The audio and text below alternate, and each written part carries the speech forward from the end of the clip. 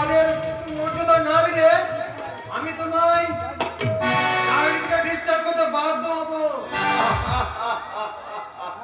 Sir, মাত্র তো কয়েক মাস হলো চাকরি জয়েন করেছে, এখন তো নিজেই সোজা হয়ে দাঁড়াতে পারেনি, আর এখন থেকেই আপনি লোককে ডিসচার্জ করার কথা ভাবছেন? Shut up! ওটা মুখে তর্ক করতে লজ্জা করছে না তোমার? কি করে করবে স্যার? আমি অশিক্ষিত লেবার শ্রেণীর মানুষ। ইয়েস, কথাটা মাথায় রেখে কাজ করবে। It is my order.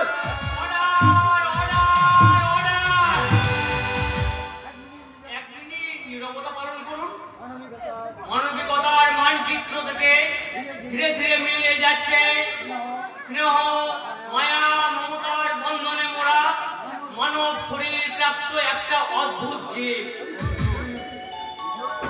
পরীক্ষা করে দেখতে দিন সেটা আসলে কি বস্তু। ভাবতে দিন আগামী পৃথিবীতে এরা কি নামে পরিচিত হবে, কত দাম হবে, কোন হাটে বিক্রি হবে। এটা পাগলা কারণ নয়। অফিস এখনই বেরিয়ে না গেলে অনেক কিছু করার ক্ষমতা তোমার আছে আমি জানি, কিন্তু সে ক্ষমতাটা তুমি পেলে কোথায়? আমি আমার শিক্ষার জন্য কোম্পানিতে চাকরি পেয়েছি। অমূল্যধন শিক্ষাটা পেলে কোথায়? তার কৈফিয়ত আমি তোমার মতো একটা পাগলাকে দেবো না। দেব না নয়, বড় দিতে পারবে না। না না না, আজ আমায় পাগল সাজিয়ে আমার এ প্রশ্নের উত্তর না দিলেও একদিন নিজের বিবেকের কাছে এ প্রশ্নের উত্তর তোমায় দিতেই হবে। হ্যাঁ হ্যাঁ মিস্টার অফিসার, নইলে যে মিথ্যা হয়ে যাবে সত্য, ন্যায়, ধর্ম বন্ধ হয়ে যাবে, সূর্যোদয় সূর্যাস্ত থেমে যাবে, মানুষের গতি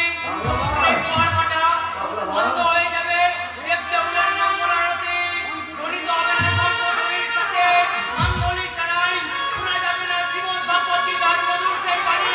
ওদায় ওদায় দর্পচ্য গাড়ি ও Bhagavati Bharat. Stop stop stop ইট।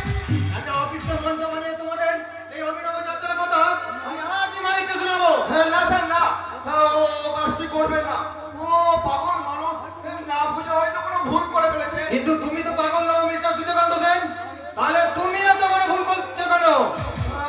মানে ইয়েস, পাগলের পাগলামি থেকে মজা করতে গিয়ে ভুলে গেছো অফিসে জয়েন করার সময়টা কত। হ্যাঁ, তৃতীয় দিনে ঘটনা ঘটলে তোমায় ভুলে যেতে হবে যে তুমি এই অফিসের একজন কর্মচারী ছিলে। তখন তোমার হাতে ক্রিস্টাল লিখে ধরতে এই চন্দ্রকান্ত সেন দ্বিতীয়বার হবে না। যত সব পাগল ছাগলের দল।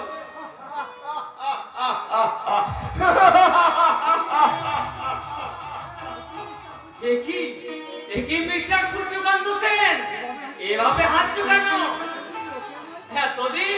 এতদিন লোকে আমায় পাগল বলতো, এবার যে তোমায় পাগল বলবে। বলুক, তাতে আমার কোনো দুঃখ নেই, কিন্তু আমার ভাইরা। আবার সেই ভাই এভাবে বাটা কোম্পানির জুতো মারার পরেও তুমি কি বুঝতে পারোনি ওদের কাছে তোমার মূল্য কারা করিও নেই? ও তো আমার ভাই, একদিন আমার আশ্বাসেই মা ওদের মুখে নিয়ে আমার সঙ্গে চলে এসেছিল, সে কথা আমি ভুলে গেলে এই সমাজ সংসারটি আমায় বেঈমান বলবে। বিনিময়ে তুমি কি পাবে? কি হবে তোমার জীবনের শেষ সান্ত্বনা, তোমার চলার পথের পাথেও? চোখের জল, যে জল দিয়ে ভগবানকে তুষ্ট করা যায়, সেই চোখের জল দিয়ে পারবো না আমি আমার মায়ের জন্য একটু সুখ, একটু শান্তি কিনে দিতে পারবো না। সেই চোখের জল দিয়ে তাদের সন্তানকে খুশি করে তাদের ওই খুশি মুখ থেকে নিজের আনন্দে ভাসাতে পারবে ভাই পারবে। তুমি যে দেবী স্বরূপ মায়ের পূজারী, তাই তো আমি শুনতে পাই সর্বদা তোমার কণ্ঠে মায়ের আবাহনী বাণী, সেই আবাহনী মন্ত্র।